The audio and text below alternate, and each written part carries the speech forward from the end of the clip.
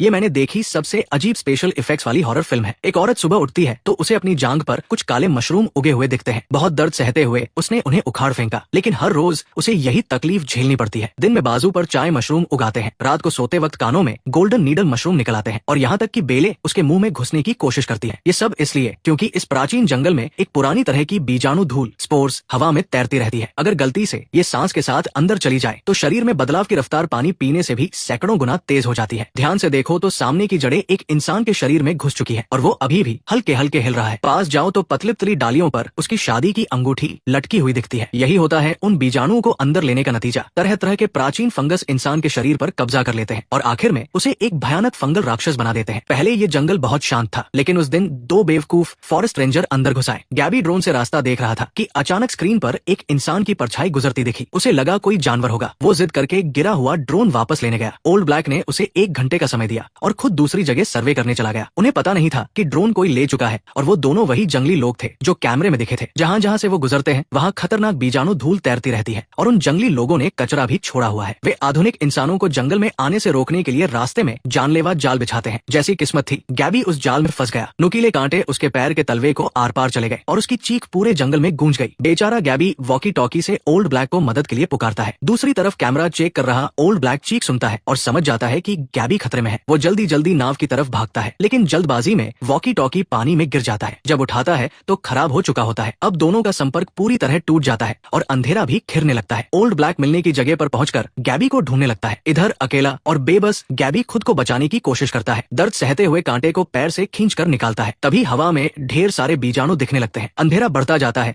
और दूर से अजीब लाल रोशनी चमकती है। लंगड़ाते हुए गैबी उस रोशनी की तरफ जाता है और एक पुरानी टूटी फूटी लकड़ी की झोपड़ी मिलती है। दरवाजा खोलता है तो लगता है कोई यहाँ रहता है। ज्यादा सोचने का वक्त नहीं, थका हुआ गैबी अंदर लेट जाता है। शायद ज्यादा बीजाणु सांस में चले गए थे। उसे जोर जोर खांसी आने लगती है। एक बलगम हाथ पर थूकता है तो वो पल भर में मंकी हेड मशरूम बन जाता है। अच्छा हुआ सिर्फ सपना था, लेकिन राहत की सांस लेने से पहले ही वो दोनों जंगली लोग अंदर घुस आते हैं। पता चलता है कि ये उनकी झोपड़ी है, लेकिन जब उन्हें मालूम पड़ता है कि गैबी फॉरेस्ट रेंजर है तो वे उसे नुकसान नहीं पहुंचाते, बल्कि घाव साफ करते हैं और खाने का अच्छा इंतजाम करते हैं। दोनों बाप बेटे हैं। बाप पहले प्लांट साइंटिस्ट था, अपनी रिसर्च के लिए पूरे परिवार को इस जंगल में ले आया था। बेटा पैदा होने के बाद माँ को लाइलाज बीमारी हो गई और वो मर गई। उसके बाद 20-25 साल से बाप बेटे इसी जंगल में अलग थलग रहते हैं। बेटा बाहर की दुनिया कभी देखा ही नहीं। गैबी को सोते देखकर उसे बहुत कुछ जानने की उत्सुकता होती है। इधर बाहर गैबी को ढूंढता ओल्ड ब्लैक मुसीबत में पड़ जाता है। जंगल में अचानक डरावनी चीखें गूंजती है। अंधेरे में कोई खतरनाक जीव छिपा लगता है। ओल्ड ब्लैक एक बड़े पेड़ के पीछे छिपता है, लेकिन राक्षस उसे ढूंढ लेता है और धीरे धीरे पीछे आता है। पीछे मुड़कर देखता है तो एक टेढ़ा मेढ़ा इंसानी आकृति का जीव दिखता है। डर के मारे ओल्ड ब्लैक भागता है। राक्षस पीछे पड़ जाता है। भागते भागते गिर जाता है और टॉर्च उठाने जाता है तो राक्षस सामने खड़ा होता है। पूरा शरीर मशरूम से ढका फंगल राक्षस। मुंह से खतरनाक बीजाणु उगलता है। ओल्ड ब्लैक जितना भी भागे, राक्षस उसे ढूंढ लेता है। अजीब सी टेंटिकल्स चुपके से उसके पास आती है और उसे भी फंगस लग जाता है। दूसरी तरफ गैबी को भी बीजाणु लग चुके थे। उसके शरीर पर भी मशरूम उगने लगते हैं। दर्द सहकर बाजू के मशरूम उखाड़ता है, लेकिन और ज्यादा निकल आते हैं। अचानक नींद से चौंकता है। अच्छा हुआ सपना था, लेकिन उसे नहीं पता कि ये सपना जल्दी ही हकीकत बनने वाला है। सुबह होती है। बाप बेटे शिकार पर निकल जाते हैं। गैबी मौका पाकर वॉकी टॉकी से ओल्ड ब्लैक को बुलाता है, लेकिन जवाब में सिर्फ कमजोर सांसें सुनाई देती है। गैबी समझ जाता है कि ओल्ड ब्लैक खतरे में है। जब बाप बेटे लौटते हैं तो वो उनसे अपने साथी को बचाने की गुजारिश करता है, लेकिन बाप साफ मना कर देता है। उसके लिए जंगल में रात गुजारने वाला कोई जिंदा नहीं बचता। ये सुनकर गैबी चुप हो जाता है, लेकिन रात को डरावना हादसा होता है। सोते हुए गैबी के मुंह पर बाप हाथ रखता है और चुप रहने का इशारा करता है। बाहर कोई अनचाहा मेहमान आया है। फंगल राक्षस उन्हें ढूंढता हुआ आ गया है। बेटा तीरकमान तान लेता है। बाप बताता है कि इस जीव को दिखाई नहीं देता, बस आवाज न करो तो ठीक है, लेकिन राक्षस जाने का नाम नहीं लेता। दरवाजा पीटता रहता है और टेंटेकल अंदर घुसाने की कोशिश करता है। आखिरी पल में बाप मुड़ता है और टेंटेकल काट देता है। बीजाणु चारों तरफ फैल जाते हैं। बाप मोहनाक ढक लेता है, लेकिन अगले ही पल राक्षस दरवाजा तोड़कर अंदर घुस आता है और बाप को जमीन पर पटक देता है। इस जीव को दिखाई नहीं देता, लेकिन सुनने और छूने की शक्ति बहुत तेज है। शायद पहली बार इतना डरावना जीव देखकर गैबी चीख मार देता है और राक्षस उसकी जगह पकड़ लेता है, लेकिन गैबी हार नहीं मानता। छुरी से वार करता है। बेटा भी पीछे पीछे आकर राक्षस पर टूट पड़ता है। तीनों की मेहनत से राक्षस भाग जाता है, लेकिन बाप की बाजू पर गहरी चोट लग जाती है। अब वो भी फंगस से संक्रमित हो जाएगा। गैबी को भी राक्षस का खून लग गया है। उसकी हालत और खराब हो रही है। अब जाकर बाप गैबी को सच बताता है। जंगल में एक खतरनाक प्राचीन फंगस है जो सांस और आंखों से शरीर में घुसता है और धीरे धीरे पूरी तरह कब्जा कर लेता है। वो राक्षस ही उसका अंतिम रूप है। बाप इसी फंगस की स्टडी करने यही रुका हुआ है, लेकिन गैबी को नहीं पता कि बाप एक बात छिपा रहा है। इस संक्रमण को रोका जा सकता है। जंगल में एक खास बड़ा पेड़ है जिसे बाप भगवान मानता है। अगर ताजा खून की बलि देकर प्रार्थना करो तो उसके खोखले में एक खास मशरूम उगता है। यही एकमात्र दवा है। ये पूरी तरह ठीक नहीं करता, सिर्फ रोकता है, इसलिए बार बार खानी पड़ती है। कल रात की लड़ाई के बाद सुबह सुबह दोनों दवा लेने पेड़ के पास जाते हैं। बाप दवा खाता है तो उसकी बाजू का घाव चमत्कारिक ढंग से ठीक हो जाता है, लेकिन गैबी के लिए कुछ नहीं लाते। घर लौटते हैं तो गैबी की बाजू पर फंगस फैल चुका होता है। बाप गैबी को इंसानी दुनिया में वापस भेजने की तैयारी करता है। बेटा बहुत दुखी है लेकिन कुछ कर नहीं सकता। रास्ते में गैबी पूछता है कि इतने साल जंगल में रहते हुए तुम्हें फंगस क्यों नहीं लगा? बाप सिर्फ इतना कहता है कि मुझे लग चुका है, लेकिन दवा का राज नहीं बताता। थोड़ी देर बाद गैबी को ओल्ड ब्लैक की टॉर्च मिलती है। बाप के मना करने पर भी वो उस तरफ भागता है और भयानक नजारा देखता है। ओल्ड ब्लैक का शरीर तरह तरह के मशरूम से ढका है और पेड़ में मिल चुका है। थोड़ी सी चेतना बाकी है लेकिन बहुत तकलीफ में है। गैबी ऐसा नहीं कर पाता, इसलिए बाप तीर उसके मुंह में रखता है और ओल्ड ब्लैक खुद अपनी जिंदगी खत्म कर लेता है। गैबी को दुखी होने का भी मौका नहीं मिलता क्योंकि आसपास फंगल राक्षसों की चीखें सुनाई देती है। आज निकलना मुमकिन नहीं। दोनों तेजी से झोपड़ी में लौटते हैं और सारे दरवाजे खिड़कियां बंद कर लेते हैं। शुक्र है राक्षस पीछा नहीं करते, लेकिन रात को गैबी के कानों में गोल्डन नीडल मशरूम और टांगों पर तरह तरह के फंगस उगाते हैं। पास बैठा बाप कुछ नहीं करता। गैबी समझ जाता है कि बाप के पास दवा है और उससे मदद मांगता है। शायद बाप का दिल पसीजता है। वो फिर पेड़ के पास जाता है गैबी के लिए दवा मांगने, लेकिन इस बार पेड़ दवा नहीं देता बल्कि एक भयानक इशारा करता है। बाप के जाते ही गैबी और बेटे में गहरी बातें होती है। बेटे ने कभी माँ का प्यार नहीं जाना, नहीं किसी औरत को देखा है। वो जल्दी ही गैबी के प्यार में पड़ जाता है। गैबी उसे बाहर की दुनिया में ले जाना चाहता है और साथ खुशी से रहने का वादा करता है। तभी बाप लौट आता है, दोनों को इतने करीब देखता है लेकिन कुछ नहीं कहता। अगली सुबह बाप आखिरी बची दवा बेटे के मुंह में डालता है। बेटा उसे निगलता नहीं बल्कि चुपके से झोपड़ी में आकर गैबी को खिला देता है। थोड़ी देर में गैबी की टांगों के मशरूम गायब हो जाते हैं। बाप आता है, कुछ नहीं रोकता, सिर्फ पूछता है कि कब जा रहा है। गैबी कहता है कि अब यही रहूंगा। जाहिर है वो बेटे को साथ ले जाना चाहता है। अगले कुछ दिनों में दोनों बहुत करीब आ जाते हैं। बाप गैबी को अपना भगवान मानने के लिए एक रहस्यमयी रस्म करता है। अजीब पाउडर गैबी के चेहरे पर फूंकता है और वह एक विचित्र सपने में चला जाता है। सपने में उसे पता चलता है कि पेड़ को सबसे पसंदीदा बलि बाप का बेटा ही है। उस रात दवा इसलिए नहीं मिली क्योंकि भगवान बेटे की बलि मांग रहा था। दवा पाने के लिए बाप ने हामी भर दी है। बेटे को बलि न देने के लिए गैबी उसे लेकर भागने का फैसला करता है। जैसे ही झोपड़ी से बाहर निकलते हैं बाप से आमना सामना हो जाता है। बाप भावनात्मक बातें करके बेटे को रोकने की कोशिश करता है। बेटा दोनों के बीच फंस जाता है और आखिर में बाप के साथ रहने का फैसला करता है, लेकिन बाप का इरादा सिर्फ बेटे को बलि देना था। वो उसे पेड़ के पास ले जाता है और रस्म शुरू करता है। पीठ पर छुरी मारता है। बेटा अब तक समझ जाता है कि बाप का असली चेहरा क्या है, लेकिन भागने की कोशिश करता है तो बहुत देर हो चुकी होती है। खून की बूंदें गिरते ही पेड़ जाग उठता है। बाप बेटे को जमीन पर दबाता है और जड़ें उसकी बाजुओं को कसकर पकड़ लेती है। बस आखिरी कदम बाकी था कि गैबी समय पर पहुंच जाता है और बाप को रोकता है। वो बेटे की चिंता में वापस लौटा था। बाप पहले गैबी को मारने की कोशिश करता है, लेकिन गैबी का तीर उसकी टांग में लगता है, सिर्फ चलने फिरने से रोकने के लिए। पागल हो चुका बाप एक कुल्हाड़ी से गैबी को मारने दौड़ता है। बेटा बंधन तोड़कर बाप को रोकता है। बाप बेटे लड़ रहे होते हैं कि फंगल राक्षस आ जाते हैं। बेटा गैबी को बचाने के लिए राक्षसों से भिड़ जाता है। गैबी को बाप फिर पकड़ लेता है। ठीक उस वक्त बेटा पीछे से बाप को छुरी मार देता है। फिर और राक्षस आते दिखते हैं तो गैबी बेटे का हाथ पकड़कर वहां से भाग निकलता है। बाप अकेला रह जाता है और आखिर में वही बीजाणुओं का शिकार बनता है। उसने अपने खून से बलि दी थी कि शायद पेड़ दवा दे दे, लेकिन पेड़ ने उसे ठुकरा दिया। घर लौटे गैबी की हालत भी खराब हो जाती है। बेटे ने जो दवा दी थी उसका असर खत्म हो चुका था। सिर्फ एक दिन में गैबी का आधा शरीर मशरूम खा जाते हैं। आखिरी सांसों में वह चुपके से छुरी निकालता है और अपनी जान ले लेता है। आखिर में सिर्फ बेटा ही जंगल से निकल पाता है और गैबी के बताए बड़े शहर में पहुंचता है। जिंदगी का पहला बर्गर खाता है कि अचानक डरावना नजारा होता है। बचे हुए खाने पर तेजी से फफूंद लगने लगती है। बेटा वायरस शहर में ले आया था। अब ये बीजाणु फंगस पूरी इंसानी सभ्यता को निगलने वाले थे। फिल्म का संदेश साफ है, इंसान को धरती के माहौल की कदर करनी चाहिए वरना प्रकृति इसी तरह बदला लेगी।